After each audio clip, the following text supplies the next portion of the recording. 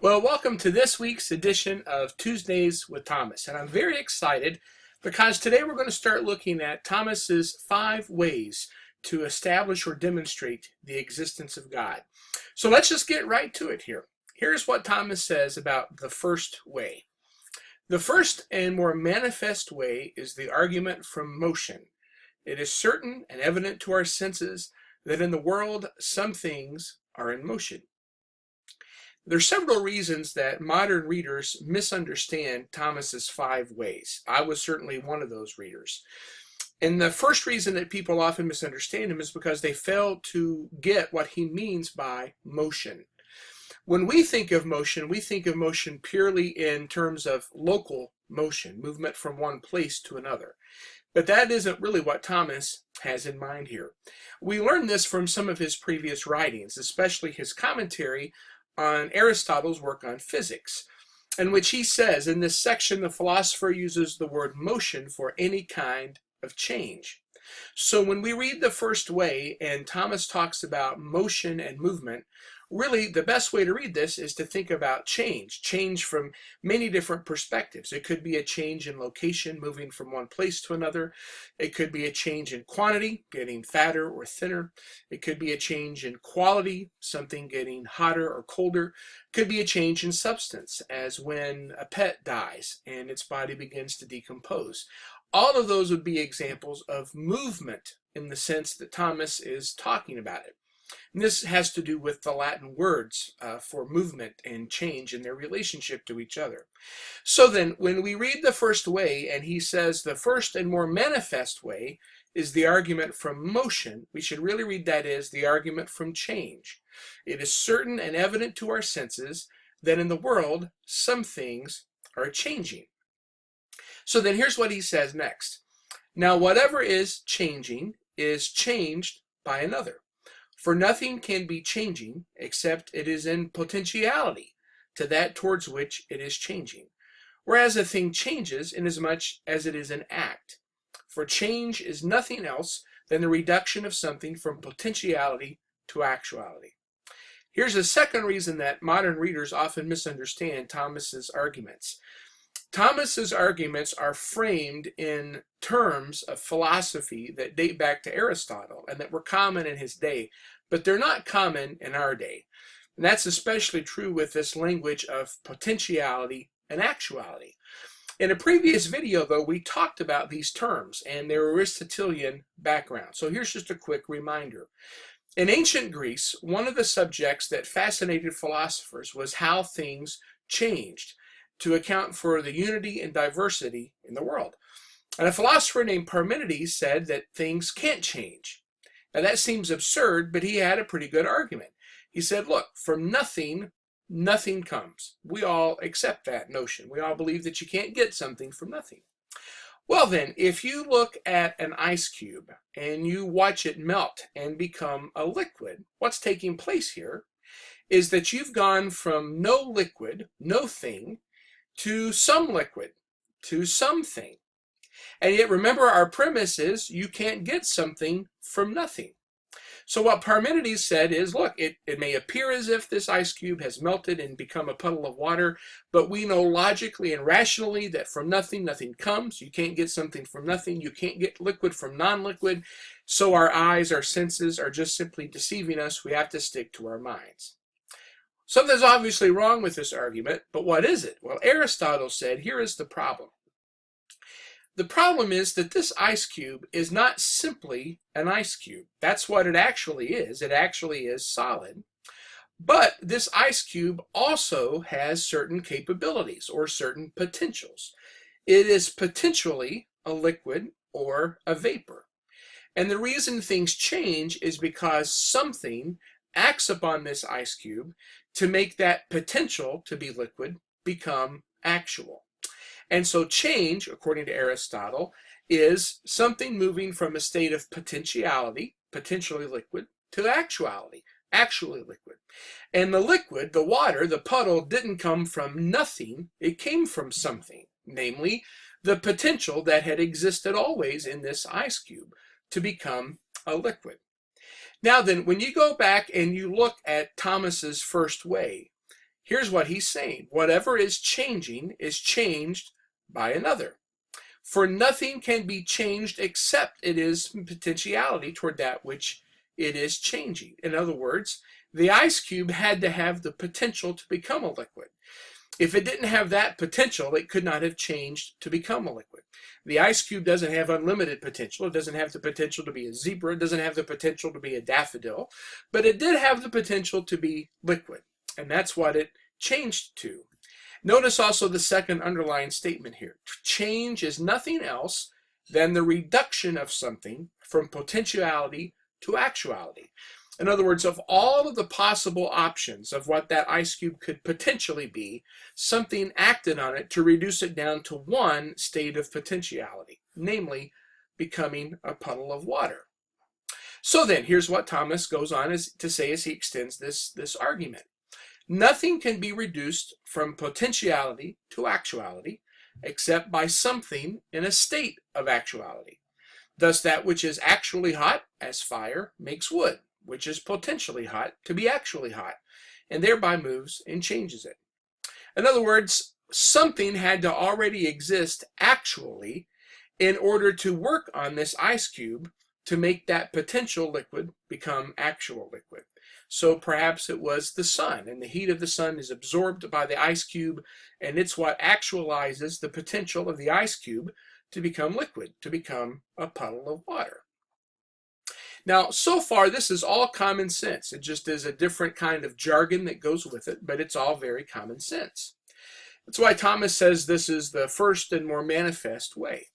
Now then, let's see how he extends this argument.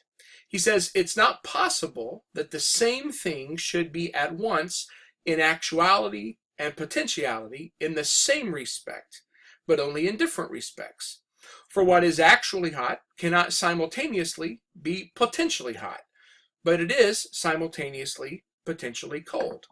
So I have here a cup of water, and in the case of this cup of water, it is actually cold. So what Thomas is saying is this water cannot at the same time be actually cold and potentially cold in the same way. It's actually cold, but it is potentially hot. It has that capability. It has that potential. So then he says, it is therefore impossible that in the same respect and in the same way, a thing should be both changer and changed. That is, it should change itself. This cup of water is currently cold. It is simultaneously potentially hot. But this cup of water cannot make itself hot. It can't change itself from that state of potential heat to actual heat. Something else is going to have to act upon it. Thomas continues, therefore, whatever is changing must be changed by another. If that by which it is changed be itself changing, then this also must needs be changed by another, and that by another again. So if I wanted to heat up this cup of water so that I could make some hot tea, for example, something is going to have to act on it to change it. So I take it into our microwave. But then that microwave has the potential to heat things up, but it's not actually heating things up right now, which means it must be changed by another. So let's say that I press the on button. But of course, pressing that on button in itself doesn't heat up this cup of water. What it does is it opens up electrical circuits, which gives us access to a power that can heat up this water. But of course, those electrical circuits have to be activated. Their potential to energize things has to be made actual by some source of energy. And I'm not sure what ours is here in the Tampa Bay area. Maybe it's a nuclear power plant or a turbine somewhere. But that in turn has to be actualized by something. So you get the idea here. That which is changed must be changed by another. And if that needs to be changed, it must be changed by another, and so forth. Well, it's the so forth part that really gets us to the key linchpin of Thomas's argument. This cannot go on to infinity, because then there would be no first changer. In other words, by definition, if something is infinite, there's no first, because it's infinite. There's no limit to it. And consequently, no other changer, seeing the subsequent changers change only inasmuch as they're changed by the first changer. Now, this is another reason why Thomas's argument is often misunderstood. He says that this series of changed changers can go on to infinity. And many critics say, well, why not? Why couldn't it, in theory, go on to infinity? As a matter of fact, Thomas himself believed that it was possible philosophically that the world had always existed, that its existence went on into infinity. He didn't believe that. He thought the Bible said otherwise, but he thought through philosophical reason you couldn't prove that. But that really doesn't have anything to do with the kind of series he's talking about. The hint here is his illustration, as the staff moves only because it is put in motion by the hand. There's a particular kind of series of changes that Thomas has in mind here. Let me illustrate them like this. Let's suppose that you have a set of dominoes and you line them all up, and then with your finger you flick the first one over. That initiates a sequential series of changes. One domino hits the next, and hits the next. If your hand stops moving, you flick and you've only flicked once. That has no impact on whether the other dominoes in the succession and sequence will continue to move. Now, philosophers call this a per accidens series, which just simply means this, that it is incidental to the rest of the dominoes moving what your hand does. Once your hand has flicked the first domino, that's it. This is a linear and sequential series of changes. This is not the kind of series Thomas has in mind. The kind of series he has in mind is a simultaneous series of changes. So let's say you come up to a train crossing and you see this series of boxcars moving. And you know that these boxcars are merely carriers. They do not have any inherent power to move themselves. Even if you can't see it, you know that there must be an engine somewhere in this train, because the engine is the source of the movement of all of the boxcars. They are all moving simultaneously because the engine is pulling them. The boxcars have no inherent power to move. They must be moved by another. And unlike the flicking of the dominoes, which if your hand stops, the dominoes can keep knocking each other over, if this engine stops, all of the train cars stop at the same time. This is a series that philosophers call a per se series, in which it is essential that the train engine keep moving in order for the boxcars to move, because only it has the inherent power to change anything. This is not a linear series of changes, it's a hierarchical series in the sense that the boxcars are at a lower rank because they do not have any inherent power to change anything. Only the train engine has the power to change anything. It ranks above them.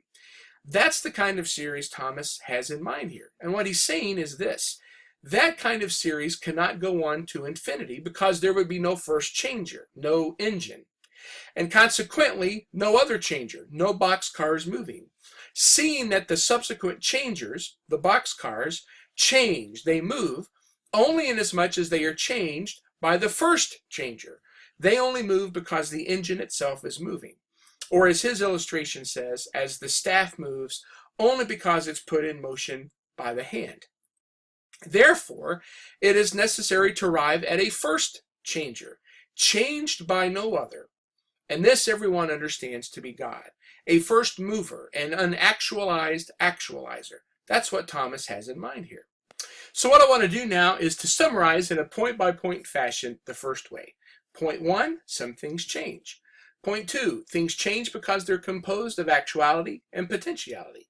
Point 3, the things that change or actualize cannot change, actualize themselves, and require a changer, an actualizer. Point 4, we can observe many examples of simultaneous series of changers, per se series. In such a series, there must be a first primary member that does not need to be changed or actualized.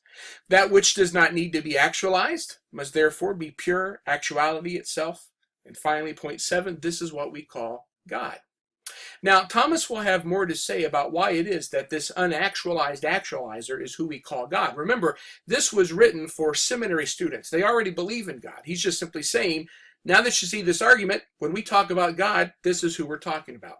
We will have more to say in future lessons, though, about why it is that the unactualized actualizer is the God of Abraham, Isaac, and Jacob.